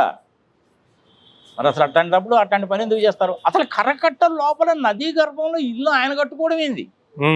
సరే, వీళ్ళు కూడా చేసిన పనులు కూడా అలాగే తగలటాయి. ఆయన ఇల్లు కట్టుకున్నాడు, ఆ ఇంటి ముందు ఇంకోటి కూడా కట్టాడు, దాని కూల కొట్టారు, ఇంటిని వదిలేశారు. కొడితే నువ్వు మొత్తం కొట్టేయి, అవును, లేదంటే దాని జోలు ఎడవాక. ప్రజలకు కూడా వీళ్ళు ఏం సంకేతం ఇస్తున్నారంటే, ఆ 10-15 ఏళ్ళకి ఒకసారి బిల్డింగ్ రెగ్యులరేషన్ స్కీమ్ ఇస్తారు కదండి, ఏదో అందులో కుటుంబాలు. ఇప్పుడు హైదరాబాద్ లో హైడ్రా గోలంతా ఏంటి, చెరువులని ఆక్యుపై చేశారు అని. అవును, దానికి జిహెచ్ఎంసీ చట్టం ఉంది. 1955లో జిహెచ్ఎంసీ చట్టం ఉంది. సమయ సందర్భం వచ్చింది కాబట్టి చెప్తున్నా. ఆ చట్ట ప్రకారం ఏంది, ఎన్ఫోర్స్మెంట్ డివిజన్ ఉంది వాళ్ళకి. అవును, వాళ్ళు ఇప్పుడు ఈ కూలగొట్టడం అనేది మొదలు పెట్టారు. హైదరాబాద్ లో 168 చెరువులు ఉండేవి చుట్టుపక్కల. ఆ చెరువులు చాలా ఆక్యుపై చేశారు. అది దుర్గమ్మ చెరువు కావచ్చు, మా ఇంటి వెనక ఉండేటువంటి చెరువు కావచ్చు, సరూర్ నగర్ చెరువు కావచ్చు, ఇట్లాంటివి చాలా ఉన్నాయి. ఆ చెరువులు ఆక్యుపై చేయడం వల్ల ఈ ప్రాబ్లం వస్తుంది. నీకు హెవీగా ఫ్లడ్ వచ్చినప్పుడు ఎటుపోతాయి, ఇళ్లలోకి వచ్చేస్తాయి. ఇల్లు ఏమో అడ్డు వచ్చేసినాయి. ఇల్లు అడ్డు వచ్చేసరికి ఏమైతే రోడ్డు మీద పడతాయి. రోడ్డు మీద పట్టేసరికి డ్రైనేజ్ అంతా బ్లాక్ అయిపోతాయి, రోడ్లు కొట్టుకుపోతాయి, రైల్వే వంతెనలు కొట్టుకుపోతాయి. ఇది కదా ప్రాబ్లం. మరి నువ్వు పర్ఫెక్ట్ గా విజనరీ ఉన్న మనిషి అయితే ఏం చేయాలి? ఇలాంటి వాటన్నింటిని కూడా సంబంధించి ఇంజనీర్లతో కూర్చొని డిస్కస్ చేసి శాశ్వతమైనటువంటి ఒక పరిష్కార మార్గాన్ని చూడాలి. దానికి నిధులు అవసరమైతే బడ్జెట్ లోనే ప్రొవైడ్ చేయాలి. లేదంటే సెంట్రల్ గవర్నమెంట్ కి సంబంధించిన స్కీమ్స్ ఉంటాయి, నేషనల్ డిజాస్టర్ మేనేజ్మెంట్ స్కీమ్ లాంటి, అలాంటి వాటిని ఉపయోగించుకోవాలి. లేకపోతే ఏమవుతుంది, ఇదే కదా ప్రాబ్లం. ఇప్పుడు విజయవాడ నీళ్లలో రోడ్ల మీద ఇంట్లోకి నీళ్లు కనుక వచ్చినాయి, అందులో పాములు వచ్చినాయో పొట్టలు వచ్చిందో ఏం వచ్చిందో తెలియదు. ప్రజలేమో అల్లాడిపోతుంటారు. నువ్వేమో ఫోటో షోలు పెడితివి, పైగా నేను విజనండి 2049 అంటావా? ఇంత ముందు కూడా వచ్చింది, నువ్వు చూసావుగా. మరి ఏం గాడుదలు కాస్తున్నావు చెప్పు? I'm sorry to use the word. ఈ పరిస్థితుల్లో ప్రతిపక్ష నేత వైఎస్ జగన్మోహన్ రెడ్డి గారు ఆ వరద ప్రభావిత ప్రాంతాల్లో జనాల్ని కలవటానికి లేదంటే బాధితులను పరామర్శించడానికి వెళ్తే ఏం చేయడానికి వెళ్ళాడు? వెళ్ళి కనీసం ఒక పులిహార ప్యాకెట్ అయినా ఇచ్చాడు అనేటువంటి ప్రశ్నలు వేస్తున్నారు చంద్రబాబు గారు. అరే, పులిహార ప్యాకెట్ ఇవ్వాల్సినటువంటిది, సంఘ సంవత్సరం చేయాల్సినటువంటిది ప్రభుత్వం అయ్యా బాబు. ప్రభుత్వం చేయాలా పని. నువ్వు అధికారంలో ఉండి నువ్వు చేయకుండా ఆయన ఏం చేస్తున్నాడు, గాడుదలు కాస్తున్నావు అంటాడేంటి? నేను ఎక్కడ కొన్ని వీడియోలు చూశాను, వేరే వాళ్ళు కూడా నాకు కొన్ని వీడియోలను మెసేజ్లు పంపించారా మరి సార్. వాళ్ళ చేతనైనంత వరకు చేసుకుని ప్రజలే తీసుకెళ్లారయ్యా. అవును, 10 మందికి 20 మందికి భోజనం ప్యాకెట్లు తీసుకెళ్ళిన వాళ్ళు ఉన్నారు, మంచినీళ్ళ బాటిల్స్ తీసుకెళ్లారు. ప్రజలు స్వచ్ఛంగా తీసుకెళ్లి ఇచ్చారు తెలుసా. అవును, లాస్ట్ టైం కర్నూలులో కూడాను, ఇప్పుడు మొన్న విజయవాడలో జరిగిందని చెప్తున్నా నేను. మరి ప్రజలకు ఉన్నటువంటి నైతిక బాధ్యత నీకు లేదా? ప్రజల్లో అంత ఇంట్రెస్ట్ ఉంది ప్రభుత్వానికి ఉండక్కర్లా? పెట్రోల్ మీద 40 రూపాయలు నువ్వు ట్యాక్స్ దొబ్బుతున్నావే, 30 రూపాయలు ఖరీదు చేసేయండి. బీరు బాటిల్ 180 రూపాయలు కమ్మి 150 రూపాయలు ట్యాక్సుల రూపంలో దొబ్బుతున్నావే. నువ్వు ఏం చేస్తున్నావు నువ్వు ఈ డబ్బులన్నీ? అడిగేవాడు లేకపోతే ఎలాగే ఉంటుంది. చంద్రబాబు నాయుడు వ్యవహారం ఎట్లా ఉంటుందంటే, వినేవాడు కనుక వీపీ కనుక అయితే, వీపీ అంటే అర్థమైంది తెలుసులే జనాలకి, వినేవాడు వీపీ అయితే చెప్పేవాడు చంద్రబాబు నాయుడు. ఇంకా అట్లా ఉంటుంది అన్నమాట వ్యవహారం. ఇది మానవ తప్పిదము. ప్రకృతిని బ్యాలెన్స్ని నువ్వు దెబ్బతీస్తే జరిగేటువంటి పరిస్థితి. దీనికి ప్రపంచంలో ఉన్న అందరూ బాధ్యులే. ఈ విజయవాడకి సంబంధించినంత వరకు, అందులో ఎస్పెషల్లీ ఆంధ్రప్రదేశ్కి ఏంటంటే 974 కిలోమీటర్ల తీర ప్రాంతం ఉంటుంది. తుఫాన్లు వస్తూ ఉంటాయి. తుఫానులు ఎలా ఎదుర్కోవాలి అనడానికి మన పటిష్టమైన చర్యలు, దీర్ఘకాలిక ప్రణాళికలే ఉండాలి. ఇది మనం చేయాల్సిన పని. ఇప్పటికైనా కొంపలంటుకు పోయిందేం లేదు. ప్రభుత్వం ఇప్పటికైనా సరే కళ్ళు తెరిచి 12 లక్షలు 11 లక్షలు క్యూసెక్ల వాటర్ వస్తే రివర్ లెవెల్ ఎంత ఉంటుంది, ప్రకాశం బ్యారేజ్తో పాటు ఇంకొక బ్యారేజ్ కూడా ఏమైనా కట్టాల్సిన అవసరం ఉందా అనేటువంటిది ఆలోచించాలి. ఇమ్మీడియట్ గా యుద్ధ ప్రాతిపదిక మీద ఆ పనులు కనుక చేస్తే చక్కగా ఉంటుంది. చేయకపోతే మటుకు ప్రతి 3-4 సంవత్సరాలకి ఎలాగే జరుగుతూ ఉంటుంది. అది పసిఫిక్ మహాసముద్రంలో వచ్చే ఎఫెక్ట్ అది. దాన్ని నేను ఆపలేం. మనం అంతే కదా. మనం ఆపగలిగింది ఏందిరా బాబు అంటే మన ముందు జాగ్రత్త చర్యలు మనం తీసుకోవాలి. 12 లక్షల క్యూసెక్ల వాటర్ కనుక వస్తే బ్యారేజ్ తట్టుకోలేదు కాబట్టి ఏం చేయాలి? కరకట్ట హైట్ ఇంకా పెంచాలా? కరకట్ట హైట్ పెంచితే ఏమవుతుంది? నీళ్లు వెనక్కి తంతాయి. మరి అక్కడ గ్రామాలు ఏమైనా మునిగిపోతున్నాయా? అక్కడ కూడా ఏమన్నా రిటైనర్ వాల్ లాంటిది ఏమైనా కట్టాలా? లేదు అనేసి అంటే కృష్ణానదిలో ఆ విధంగా హెవీ వాటర్ వచ్చినప్పుడు మనం వాటిని బయటికి తీసేసుకొని ఎక్కడన్నా పెద్ద చెరువులు తవ్వుకొని చెరువుల్లో ఏమైనా స్టోర్ చేసుకోవాలా? దాంట్లోకి వచ్చి కలిసేటువంటి పిల్ల కాలువలు ఏంటి? ఆ పిల్ల కాలువలను వేరే వైపుకి ఏమన్నా మళ్లించవచ్చా? ఇవన్నీ మన చేతిలో ఉండే పనులు కాబట్టి మనం ఆలోచించుకోవచ్చు. అలాంటివన్నీ చేయకుండా వీళ్ళు వాళ్ళని తిట్టుకొని వాళ్ళు వీళ్ళని తిట్టుకొని ఏమి లాభం దీని మూలకంగా? ఇంక చివరికి ఏంటంటే ఇంక మనం చెప్పొచ్చో చెప్పకూడదో తెలియదు కానీ వీళ్ళు వీళ్ళ తిట్టుకోవడం మూలంగా అనవసరం మధ్యలో ప్రజలు నలిగిపోతున్నారు. ఇప్పుడు ప్రజలు ఏమంటున్నారు? మాకు తిండి లేదు, బట్టలు లేదు, మా ప్రాణాలు అరిచేతిలో పెట్టుకోవాలి, మా పంప పోయింది, చెంబు తప్పేళ పోయింది, పిల్లలకి పాలు లేవు, ముసలోళ్ళకి కొంతమందిని ఏం చేయాలో మాకు అర్థం కావట్లేదు, ప్రభుత్వం ఏం చేయట్లేదు అనేసి అంటారు. దీని గురించి సోషల్ మీడియాలో కూడా ఒక పెద్ద చర్చ నడుస్తుంది గురుగారు. ముంబైలో పెద్ద హనీ ట్రాప్ చేసే లేడీ కిలాడి కాదంబరి జత్వానీపై పెట్టిన శ్రద్ధలో 1వ వంతు విజయవాడ వరదలపై మీడియా ప్రభుత్వం పెట్టి ఉంటే బాగుండనే ప్రజలు సోషల్ మీడియాలో వినిపిస్తున్నాయి. ప్రభుత్వం అసలు శ్రద్ధ పెట్టలేదంటారంటే ఏం చెప్తారు? ప్రభుత్వం శ్రద్ధ పెట్టలేదన్న సంగతి తెలుస్తుందిగా. 26, 27, 28 తారీఖుల్లోనే ఈ విధంగా రావడానికి అవకాశం ఉందని చెప్పినప్పుడు ముందు జాగ్రత్త చర్యలు తీసుకోకపోవడం తప్పేగా. అప్పుడే నీకు ఆ విజయవాడలో ఉండేటువంటి కొండ ప్రాంతంలో ఉండే వాళ్ళందరినీ కూడా తరలించి ఏ పీడబ్ల్యూ గ్రౌండ్స్ లో ఇంకెక్కడో పెట్టుంటే కనుక మనుషులు తెచ్చేవాళ్ళు కాదుగా. ఇంత చేటు వర్షం వస్తుందని చెప్పి తెలిసినప్పుడు పైన ఉండేటువంటి వాటిల్లో ఎక్కువగా స్టోర్ చేసి తక్కువ కిందకు వెళ్తే ప్రాబ్లం ఉండేది కాదుగా. రిటైనర్ వార్ లాంటిది అటుపక్క ఇటుపక్క కట్టుంటే ప్రాబ్లం ఉండేది కాదుగా. ఒక 5.5 కిలోమీటర్లు కట్టారనుకో, సరిపోకపోతే ఇంకొక 5.5 కిలోమీటర్లు కడతారు. ఇలాంటి పనులు చేయాలి కానీ ఒకళ్ళనొకళ్ళు బ్లేమ్ చేసుకోవడం వల్ల ఉపయోగం ఏంది? పనికిమాలిన విషయాల పట్ట అంటే అన్ని తీసేయి, దాని నుంచి డైవర్ట్ చేయడానికి ఇది తెచ్చారు, దీని నుంచి డైవర్ట్ చేయడానికి అది తెచ్చారు అంటూ ఉంటారు. అసలు చేయాల్సిన పని చేయరు అనమాట. ఈ సోషల్ మీడియా కూడా నాలాగే తగలడిందయ్యా. నువ్వు నాలాంటి వాడు నువ్వు అడిగావు, నేను చెప్పాను ఇదిగో ఇదయ్యా బాబు సంగతి సమాచారం అని. ఒరే తెల్ల బొచ్చోడా నువ్వు ఇంకా బతికే ఉన్నావరా బాబు నువ్వు అని చెప్పి కామెంట్ పెడతారు కింద. అది న్యాయమా ధర్మమా? ప్రజల విజ్ఞతగా వదిలేద్దాం. ప్రతి సమస్యకి కూడా ఒక సొల్యూషన్ అంటూ ఉంటుంది బా. ఆ సొల్యూషన్ ఏమిటి అంటే వెదర్ మానిటరింగ్. ప్రపంచవ్యాప్తంగా ఉంది కాబట్టి అందరి దగ్గర నుంచి ఇన్ఫర్మేషన్ తీసుకొని ముందు జాగ్రత్త చర్యలు తీసుకోండి. రిటైనర్ వాల్స్ కట్టడము, ఓపెన్ గ్రౌండ్స్ వదిలిపెట్టడము. టౌన్ ప్లానింగ్ లో ఓపెన్ గ్రౌండ్స్ అనేది వదిలిపెట్టాలి. భూకంపాలు వరదలు వచ్చినప్పుడు అకామిడేట్ చేయడానికి ముందు జాగ్రత్త చర్యలే తీసుకోవాలి. అంటే ఏంటి? ఫుడ్ ప్యాకెట్స్, వాటర్ రెడీగా పెట్టుకోవడము, హెలికాప్టర్స్, డ్రోన్స్ రెడీగా పెట్టుకోవడము, ఎమర్జెన్సీ వెహికల్స్ రెడీగా పెట్టుకోవడము, వైద్య సిబ్బందిని రెడీగా పెట్టుకోవడము, ఇట్లాంటివన్నీ కూడా రెడీగా పెట్టుకోవాలి. ఆల్టర్నేటివ్ మార్గాలు ఏమున్నాయి కూడా ఎతకాలి. మనకి మెడ్రాస్ నుంచి కలకటా వరకు పోయేటువంటిది వయా విజయవాడ అనేగా పోతుంది రైల్వే లైన్. దానికి ఆల్టర్నేటివ్ లైన్ ఏంటి? ఆల్టర్నేటివ్ లైనే లేదు ఇప్పటి వరకు. ఎప్పుడో 40-50 సంవత్సరాల కిందనే ఆల్టర్నేటివ్ లైన్ సజెస్ట్ చేశారు దానికి. ఏది ఇప్పుడు నడికూడే బీబీ నగర్ రైల్వే లైన్ అనేది ఆల్టర్నేటివ్ లైన్. అది అలాంటి ఆల్టర్నేటివ్ లైన్ అనేటువంటిది నీకు యుద్ధ ప్రాతిపదిక మీద యుద్ధాలు వచ్చినప్పుడు పనిచేస్తుంది, పీస్ వచ్చినప్పుడు పనిచేస్తుంది, ఆల్టర్నేటివ్ లైన్ కింద పనిచేస్తుంది. ఇప్పుడు అదే విధంగా నువ్వు మిర్యాలగూడ దగ్గర నుంచి కాజీపేట కనుక రైల్వే లైన్ కనుక వేస్తే, ఇప్పుడు మిర్యాలగూడ వరకు ఉంది కదా, మిర్యాలగూడ దగ్గర నుంచి కాజీపేటకి రైల్వే లైన్ కనుక వేస్తే అటు విజయవాడ మీద పోయే పని లేదు.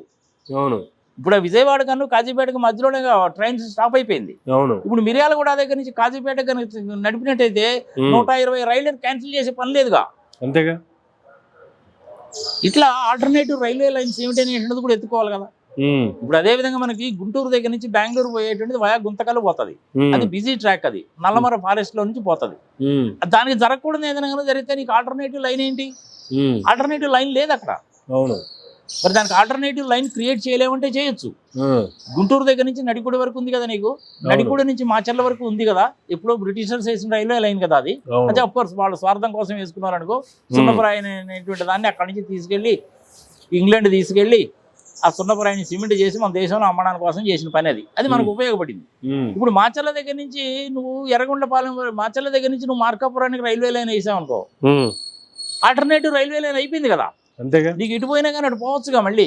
అవును, అట్లా ఆల్టర్నేటివ్ రైల్వే లైన్స్ అనేవి డెవలప్ చేసుకోవాలి. ఇది ప్రణాళిక అంటే. మరి చంద్రబాబు నాయుడు 2049 ప్రణాళికలు ఇట్లాంటివి ఉన్నాయా లేవా నీకు నాకు తెలియదు. ఆయన 2049 ప్రణాళిక అనేది నీకు నాకేమైనా తెలుసా అంటే తెలియదు. పబ్లిష్ చేశాడంటే చేయడు, చెప్పడం మటుకు అదే పనిగా డబ్బా కొట్టుకుంటూ ఉంటాడు. సరే ప్రతిసారి మాటికి ఆయన పేరు ఎందుకు వదిలేయబ్బా పోయింది. కానీ ఇవి తీసుకోవాల్సినటువంటి చర్యలు.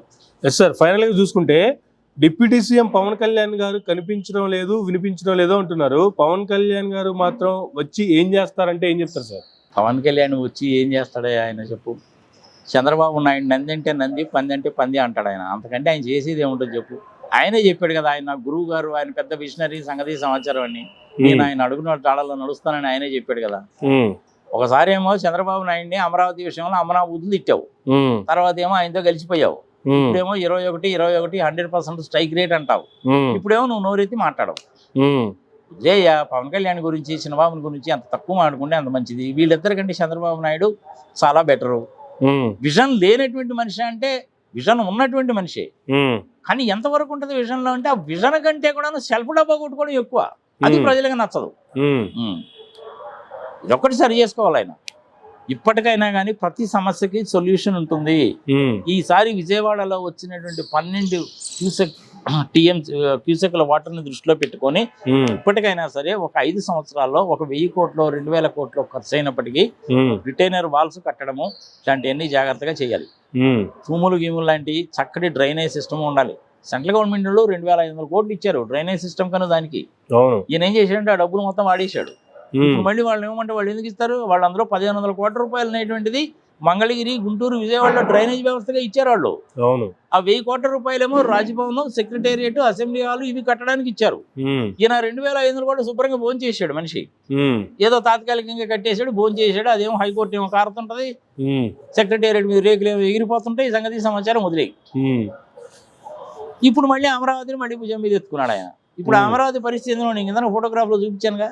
అవును సార్, ఎవరన్నా కడతారా? బుద్ధి జ్ఞానం ఉన్నటువంటి. కానీ అసలు అమరావతికి ఏమీ కాలేదు. అమరావతి చాలా హ్యాపీగా ఉంది. దానికి అసలు ఎటువంటి ఫ్లడ్ ఎఫెక్ట్ లేదు. కావాలని వైసీపీ దుష్ప్రచారం చేస్తుంది, అమరావతిని నిర్వీర్యం చేసే కార్యక్రమం ఎత్తుకుంది అనేటువంటి కామెంట్లు మంత్రులు, ఎమ్మెల్యేలు చేస్తున్నారు కదా. అయ్యా మనం 10 సంవత్సరాల నుంచి చూస్తూనే ఉన్నాము. ఎన్నిసార్లు వరదలు వచ్చినాయి? 2-3 సార్లు వరదలు గట్టిగా వచ్చినాయి. వచ్చినప్పుడు పరిస్థితి ఏందో మనం చూసాము. ఫ్లడ్డింగ్ ఎట్లా జరిగిందో చూసాము. నీళ్లు నిలబడిపోవడం అనేది చూసాము. ఆయన ఉన్నాడు కదా ఒక ఆయన, ఎన్విరాన్మెంటల్ స్పెషలిస్ట్. ఆయన ఈ ప్రదేశం పనికిరాదని చెప్పాడు. ఆయన కంటే చంద్రబాబు నాయుడు తెలియగలడేం కాదు. ఐఐటి నుంచి కూడా మొన్న వెళ్ళి కూడాను వాళ్ళు కూడా అక్కడ బోట్లలోనే తిరిగి రిపోర్ట్ ఇచ్చారు. వాళ్ళకంటే చంద్రబాబు నాయుడు నువ్వు నేను తెలియగలవడం కాదు. శివరామకృష్ణ గారు అనేటువంటి వ్యక్తి ఆంధ్రప్రదేశ్ విభజనకు సంబంధించి చేసిన ఆయన, నువ్వు అక్కడ క్యాపిటల్ పెట్టడం అనేటువంటిది నీకు బ్యాడ్ నేమ్ చేస్తుంది Chandrababu Naidu, Donakonda is the right place అని చెప్పాడు. ఆయన కంటే చంద్రబాబు నాయుడు ఏమైనా తెలియగలవడా? కాదు కదా. ఎందుకై అనవసరం ఇట్లాంటి పనికి మాలి అని చెప్తా ఉంటారు మీరు. నీకు ఒక్క నిమిషం ఆగు చెప్తా దాన్ని. నేను ఇందనక ఆల్టర్నేటివ్ రైల్వే లైన్స్ గురించి, దొనకొండలో రాజధానిని గురించి ఎట్సెట్రా చెప్పాను కదా. నేను మాటల్లో చెప్పడం కాదు. 2013వ సంవత్సరము 31వ తారీఖు మే నెల ఎల్కే అద్వానీ గారిని కలిసినప్పుడు, అంటే ఇంకా అప్పుడు ఆంధ్రప్రదేశ్ విభజనకి మార్గము అప్పుడప్పుడే వెతుకుతున్నారనమాట. అది నేను అప్పుడు కలిసినప్పుడు ఆయనకి నేను ఒక రిప్రజెంటేషన్ ఇచ్చాను. ఇదిగో ప్రజలకు కూడా తెలియాలి కాబట్టి చూపిస్తాను. ఇందులో నేను ఒక్క పదం చేంజ్ చేయడానికి వీల్లేదా మరి? నా మెయిల్ నుంచి నేను ఆయన మెయిల్ పంపించింది ఇదిగో ఈ లెటర్. దీని చివరి పేజీ ఏంటో చూపిస్తాను చూడండి. డేట్ తో సహా ఉంటుంది ఇందులో. 31 మే 2013. ఈ డాక్యుమెంట్ పక్కన పెట్టు. ఈ డాక్యుమెంట్ లోనే నేను ఇందనగా నీకు చెప్పినటువంటి ఆల్టర్నేటివ్ రైల్వే లైన్స్, దొనకొండలో క్యాపిటల్, కడపలో స్టీల్ ఫ్యాక్టరీ, ఇట్లాంటి వాటన్నిటిని గురించి కూడా చెప్పాను నేను. అవును. పోలవరం అనే నేషనల్ ప్రాజెక్ట్ కింద డిక్లేర్ చేయండి అని. ఈ డాక్యుమెంట్ పక్కన స్క్రోల్ అయ్యేటట్టు చూడు, కుదురుతుంది నీకు అది. ఇది అయిపోయిన తర్వాత 25వ తారీఖు డిసెంబర్ 25, 2013 అప్పుడు నాకు ఎల్కే అద్వానీ గారు ఏం చెప్పారంటే, నేను దీన్ని పార్లమెంట్లో డిస్కస్ చేస్తాను, మీరు నాకు రైటింగ్లో ఇవ్వండి అనేసి అంటే నేను మెయిల్ పంపించాను ఆయనకి. వింటర్ సెషన్ జరిగింది, అప్పుడు టేకప్ చేయలేదు.